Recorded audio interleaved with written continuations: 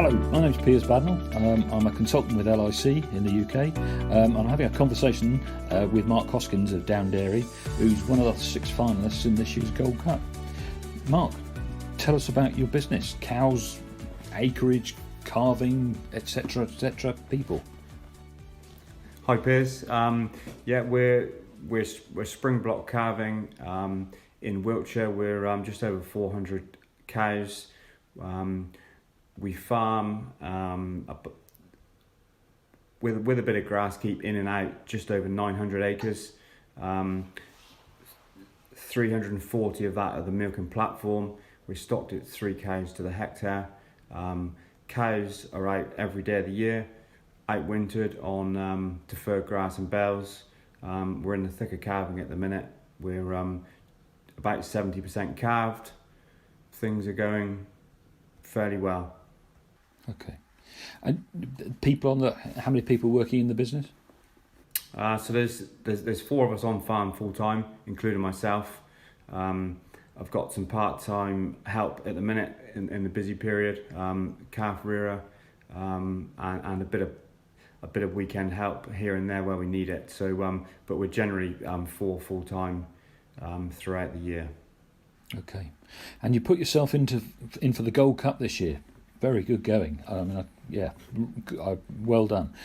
Just tell me, what made you put yourself forward? How did you do it? How, why, and what? Okay. Well, first and foremost, I blame Piers Badnell for nominating me. It's great to enter these sorts of things. The Gold Cup really is the pinnacle. We spoke about it for some time about entering, and it was sort of a big step, and I never thought I would get as far as we have. So to get to the final 6 is a huge achievement. It really is. I never thought I'd get this far. I don't think on the farm really we do anything majorly different to other, say, spring calvers. We follow the blueprint. But I suppose there's a few things are slightly different about how we started here at Downderry, how we've progressed over the years, how we've really built it on a meagre budget, and to get to the final 6, there's an array of different methods of doing the job: robots, organic, high input. So to be up there with those guys is fantastic. Yeah, it's fantastic. Yeah, brilliant you've got so far. So because of COVID, etc., I mean, it's not gone how it would normally the judging go. So what have you been judged on so far? How have you got to this point? Because you've not had a farm visit yet, have you? No, that's what we're waiting for. Really, is an on-farm judging. They weren't keen to do it virtually, like a lot of things at the moment, which is right. Really, it's nice to get on farm and see what's happening, see what it's all about, meet the people, meet the team. So there's been the initial entry so far, which we made it to the final. We've also had a Zoom meeting through the Dairy Tech fortnight with some questions. Got to see the judges, meet the judges and the other finalists, now we're just waiting for the next stage. Okay, which I suppose depends on rollout and opening up. So you're one of the final 6. Just can you talk us through your sort of history, where you've come from, where did you start? Just give us a bit of an idea, the journey you've been on from when you started, left school or whatever, to where you are now. So I grew up on a dairy farm, not that far from here. Very traditional, cows sort of inside 5-6 months of the year, outside for the other. Quite a wet farm. My father was milking sort of 120 cows. Very traditional, really, in the Blackmore Vale. I left school. I always thought I'd be a farmer. Always enjoyed the cows.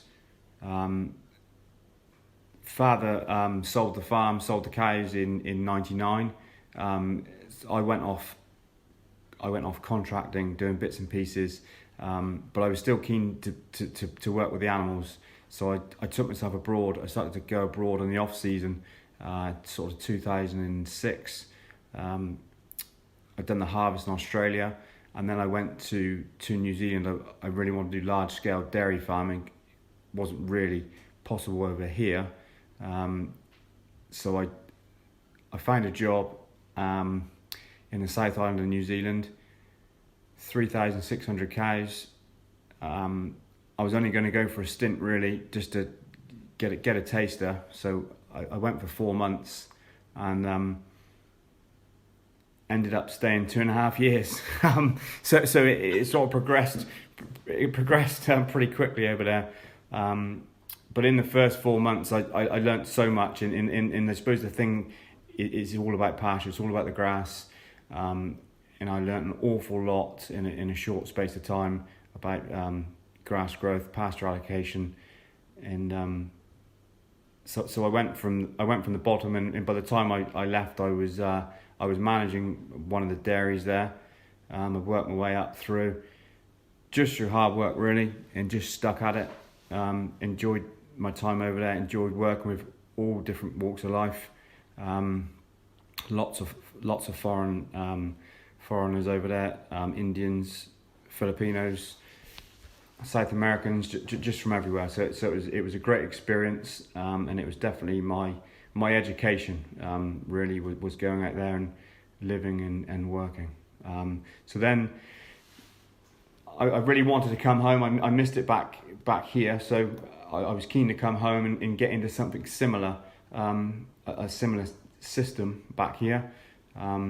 I built up some cash along the way. I stashed some cash away all the time. I was sort of working here and there, and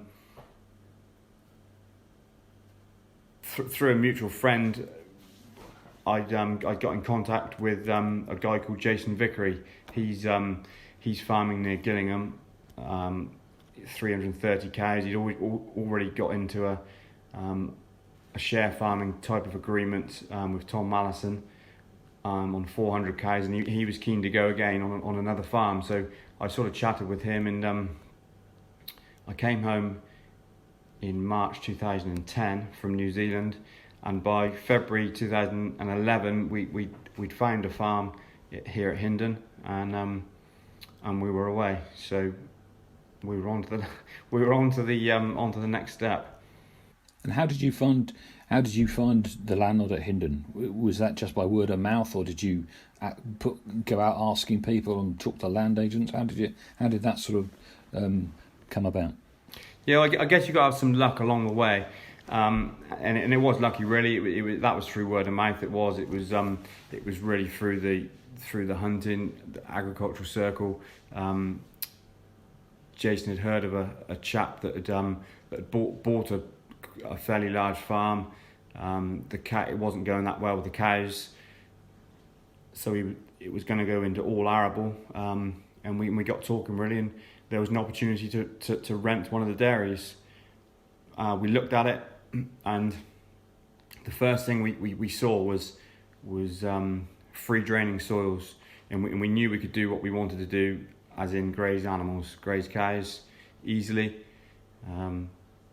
grow grass and graze cows. So we were lucky, I guess, and so we managed to buy the existing animals that were here, about 200 plus young stock, and we quickly turned it into a spring calving unit. It was all year round Holsteins at the time, but we served cows in the right period, and we sold cows, and then we went to Ireland and bought the right grazing animals for the system.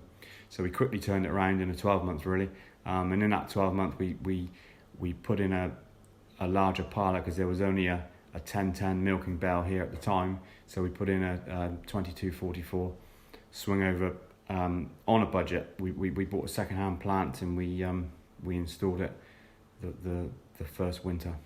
So that was down to put in that parlour was down to you and Jason. Yeah, that's right. We had a tenancy. We secured a 5-year tenancy, but it was our cost to do any improvements. We knew we would benefit from have a bigger parlour for cow flow. It was long milking through the old parlour, so we done it on a budget. We done it ourselves when the cows were dry in the first winter, and we had it up and running within 2 months.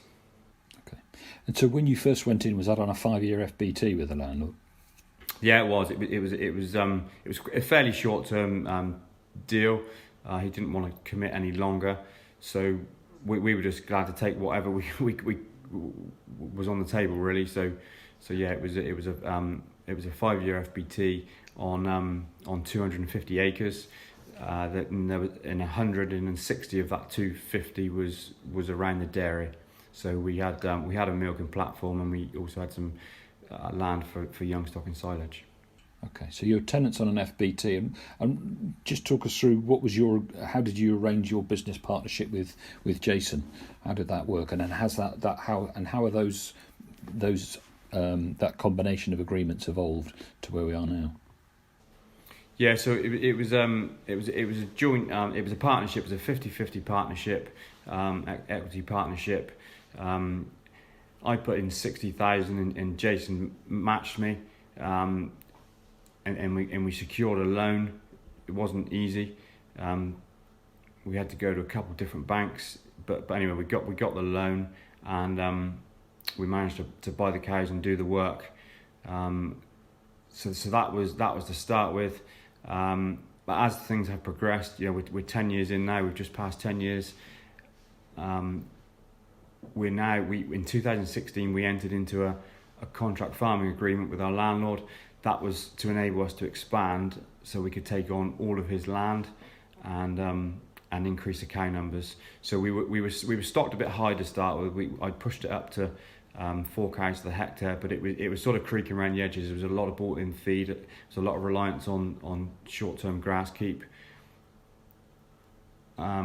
It was just getting a bit too complicated, so I wanted to simplify. So by taking on all of his land, nearly 700 acres on this estate, we dropped the stocking rate back to 3 cows to the hectare, but boosted the numbers up to 400. So that's where we are pretty much today. Jason and I are still 50-50 shareholders. Okay, and we're just leading back into a bit about the business itself. So grass grown. Do you know what the tonnage is grown is at the moment? What you've done previously? Yeah, I mean the aim is 14 tons to the hectare. That's where we aim. I mean, we've had a couple of dry years just lately, so we'd only be getting to about 10. Therefore, more bought-in feed. We are on the chalk. The platform is chalk. It does. We're free draining. It obviously we do get very dry in the summer, but I do find the chalk it's a bit like a sponge. It won't crack like clay, so it does retain some moisture. We need to grow the grass early, and make the feed if we do get a dry spell. I mean, I think that grass grown, as if you'd said 14 tonnes on average over the time you've been, that's blooming good going on what most people would actually think probably wouldn't get anywhere near that. Yeah, I mean, it's getting cows out early. Like I said, we're out all year round. We give the platform a break through the winter, through December and January, but we're out from February the 1st. To be honest with you, we've got cows on the platform the end of January, springing cows. So we almost drive the demand. The higher the stocking rate, the more grass you can grow, but you have to limit it to a certain degree. Otherwise, you almost get into a death spiral when it gets short. But definitely the more you graze, the more you grow, isn't it? Yep. So that's a bit about the grass and the soil. What about cows? Genetics, size, weight, production, those sorts of things. What type of cow are you looking for? When I was in New Zealand, it was LIC. It was LIC genetics. In what I saw and what I worked over there. Financially, it worked. Practically, it worked. I wanted to mimic that system. I wanted to bring it back here and do the same. So we've always used LOC genetics. Over the years when we started, there was some good bulls. We've got some good bloodlines. Now we use there's Joskin, Sierra, Sweet Dream, to name a few of the good ones we've used over the years. But we're looking for basics, good feet, good udders to start with, I guess. A capacious cow. The year just gone, the 12 months just gone. Our milk solids have jumped to 480. It's been really pleasing. It's way more than we'd have expected. So that's down to sort of herd maturity, and everything's sort of going to plan. 480 milk solids, that's pretty good going. What sort of weight of cow and how much concentrate are you feeding to get that sort of production? So we be about 480 average live weight. Yeah, that has come down over the years because we bred a lot of these animals from Holsteins originally. So that live weight has dropped. That's about where we want to be. We don't want a massive animal. Like I say, we're outside all year round. Even though we are on free draining soils, it does get wet. We get as much rain as anyone. Our 10-year average is 1,054 mil. We get wet, but we do dry out much quicker. So we don't want a massive animal. We want something that can do sort of 1-for-1 body weight to milk solids. And that's about where we've got to now. Quite a level animal. Well, that's blooming good production. That 1-for-1 on basically on a spring grass based system. What level of concentrate feeding? So we'd be targeting about 0.5 ton a cow a year, but we in the Gold Cup year we really backed that off. We actually only used 170 kilos an animal. A lot of that was down to a breakage in the parlour. Actually, we had it was sort of the middle of April. The grass was really taking off. The auger broke in the parlour, and we were quite busy. I didn't get it repaired, and I just didn't get it repaired for 3 months. And actually, we produced as much milk as the year before with no concentrates, and it really backed our usage off to 170 kilos. So that was that. It's the lowest we've ever fed. But I don't think I would do that again. It got hard milking actually. It probably put half an hour on milkings. Because the cow flow wasn't great, the cows wouldn't come in that well, so we'd always just trickle a bit in, even when we've got a surplus of grass. So we're back to about sort of 0.5 ton now.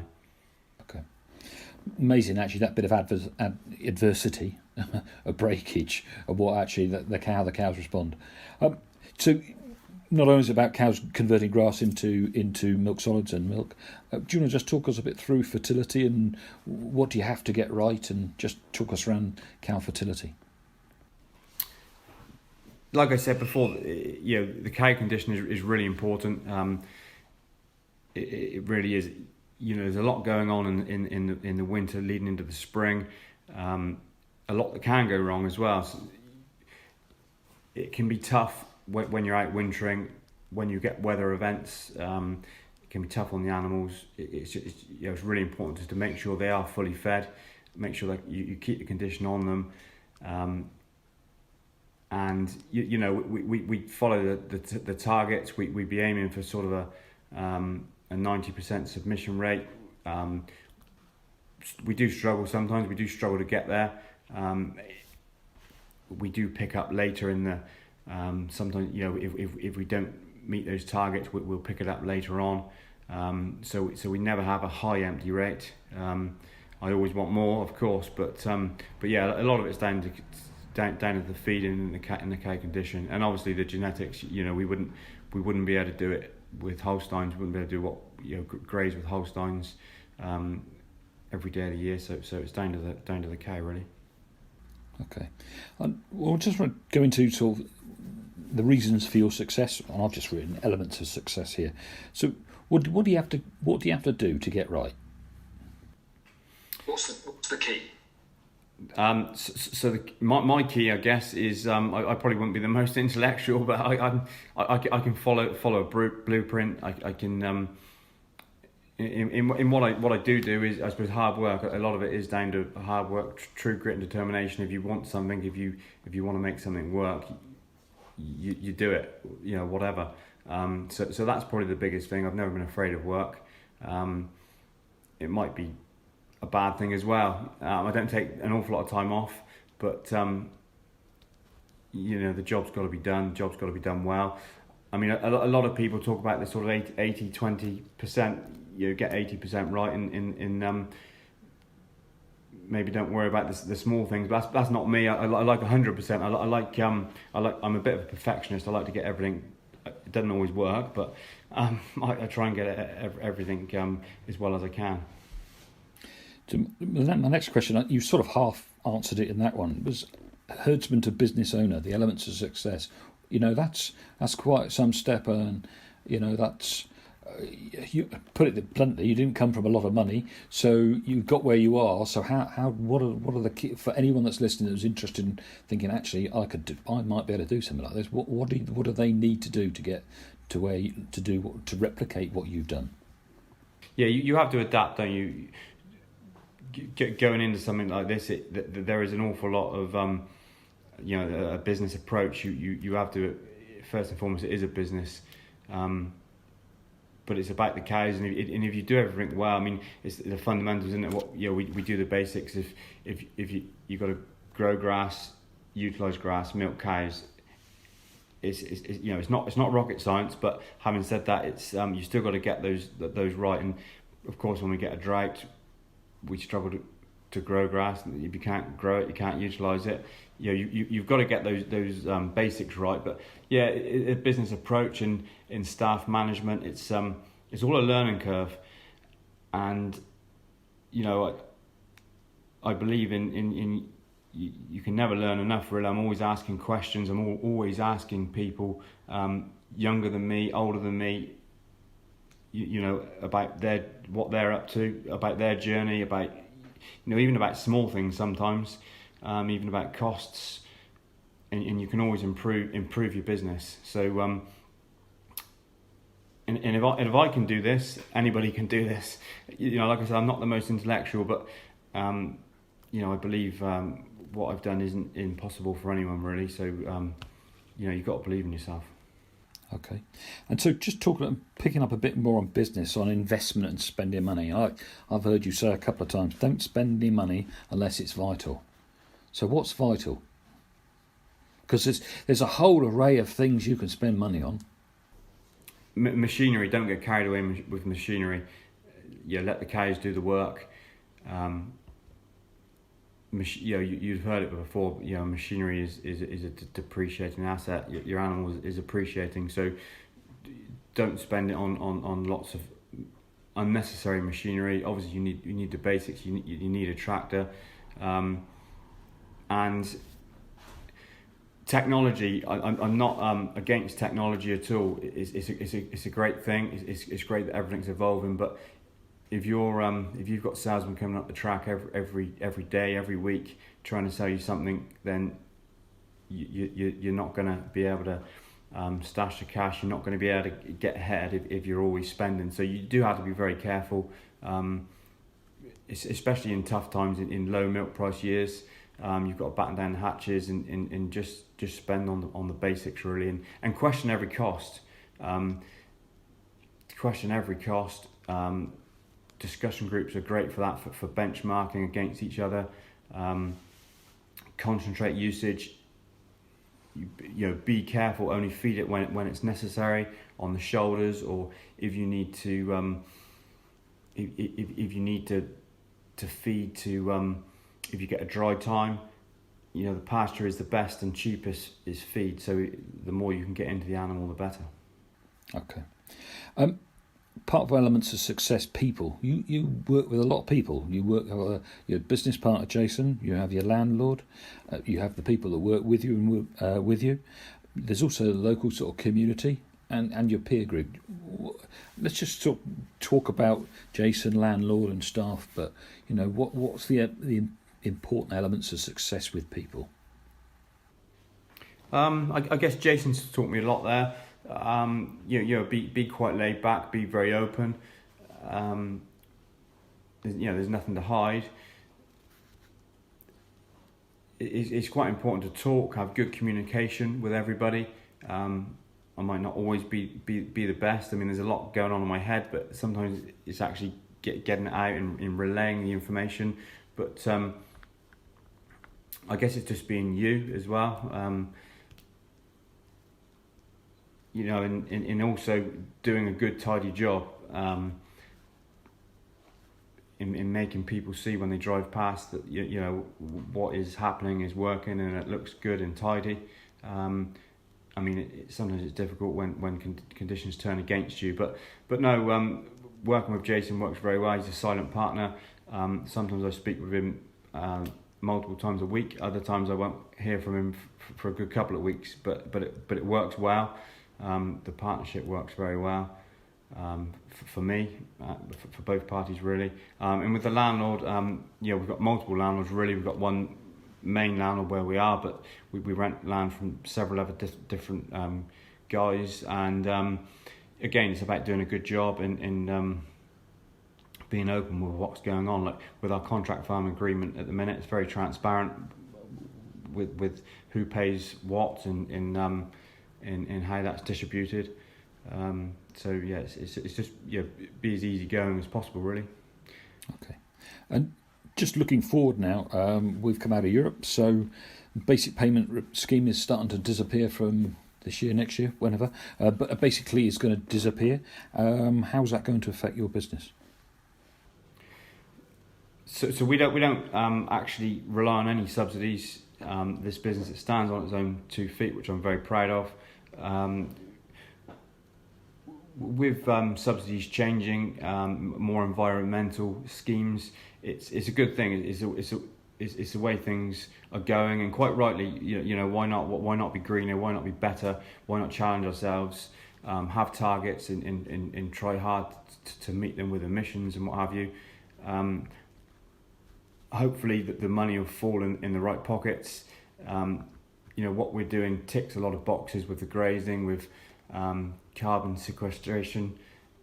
There's a lot of things going on actually that probably we didn't know we were doing, but it's good for the environment. We're really not trying to plough any pastures up to release carbon. We're stitching in seed where needed. We're not pushing cows highly on concentrate. There's not lots of feed brought in. If there is, it's more forage based rather than concentrates. So there's a lot of things we're doing which is ticking the boxes. So with the subsidies, hopefully, we can be greener and it can fall to the right people. Okay, so I think your business model is quite inspiring because it shows that actually you can get into farming, into a farming business, a profitable farming business, without actually starting out with a lot of money. So what would you say to people like yourself when you first started, that sort of person, and what would you say to potential landlords that may be looking at BPS disappearing and really there's a bit of a crossroad? So first of all, what would you say to yourself when you rock back from New Zealand, or the equivalent person of that sort of age now? I never really had a goal. There's probably more of a goal now. I've never had a goal, so it's good to have a goal. And if things don't work out, try again. Don't get too dismayed. Don't get knocked. If there is a knockback, then pick yourself up and try again. Because along the way, along the road, there will be setbacks. There'll be we get times on the farm when it's we get bad days. But you've just got to try and look through them and to the better days and the better times. And there's nothing that pleases me more really than seeing the cows out grazing, being happy, chewing the cud. And so yeah. In I guess for my success, I just put it down to hard work. Really, I've never stopped. I've never and it's not hard work for a couple of weeks either. You have to keep going. You have to keep going at it. Day in, day out, really. Have time off, but that's probably my success more than anything is hard work and believe in yourself as well. If you really want something, then just keep believing. Yep. And so when you started out, you had your pot of money. Did you get anyone help you on sort of business planning, or you're going into this, or did that start when you met up with Jason? How did you start on the? Because your business management is excellent. So where did that start, or how did that start? Probably New Zealand. My education. I never went to university. That, like I said before, that was my education going over there. Just meeting people and learning masses of different elements really out there. And I guess like the share milking model out there, it really works. The progression is so fast. You can really move up the ladder quickly. And I saw it happening out there. Met lots of people, spoke with people, and great people really, that started like me, and so there's room to move. I suppose that's where it started. When I came back here, there's people doing it here, doing it well. It's getting the opportunity, show what you can do. It's probably more difficult here. It's difficult to borrow money here. The banks aren't that willing. They might say they are. I'd probably disagree. It's a struggle. When we first got going here at Hindon, there was a bank manager, Clive Somerville. He was actually originated from New Zealand, but he believed in me. He saw what we wanted to do. So if there was any help, business help, he did help me. He believed in what we wanted to do, and he let us borrow the money, which was great because there's another bank which wasn't interested in the slightest. And if someone's sitting here with a farm and they're not wondering where it's to go, where and what's going to happen going forward, what are your messages for potential landlords to potentially meet up and join up with people like yourself? It's a good way for them. It's if they don't want to farm the land themselves, if they're they're getting older, then why not bring a young guy in that really can push the farm on. Discussion groups are a great way of meeting people, like-minded people.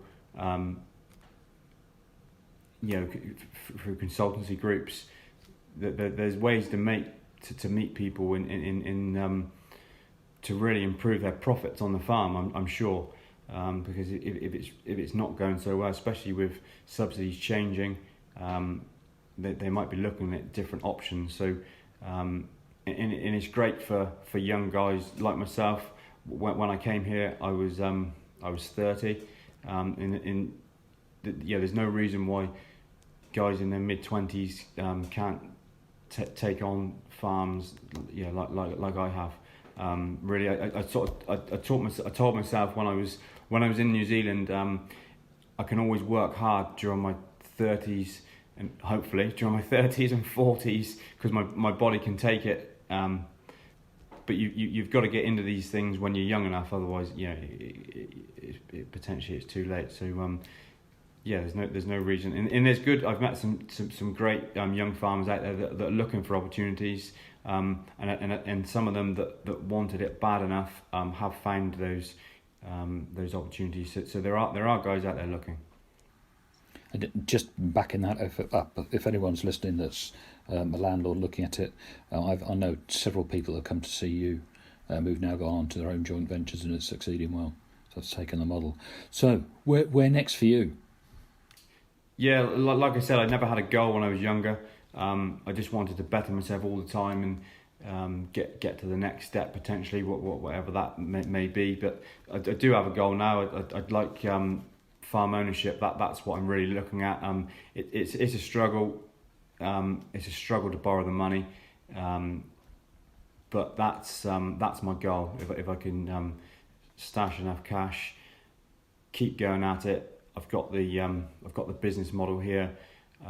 It is profitable. Block calving is profitable. Not necessarily spring. You know, sometimes, especially at the minute, you might struggle to get a spring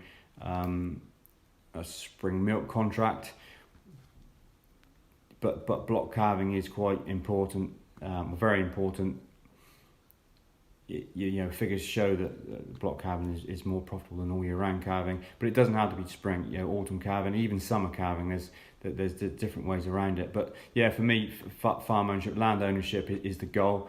I'm pretty hell bent on it at the minute, anyway. So it's getting the lucky break. Well, thank you very much. It's been really interesting, been really good. I've watched your business for a number of years. You're very successful. It's a very successful business, simple system, executed exceptionally well, with real attention to detail. So thanks very much for talking to us today, and I wish you the best of luck for the Gold Cup. I know it might who get my vote. Thanks, Mark. Thank you very much.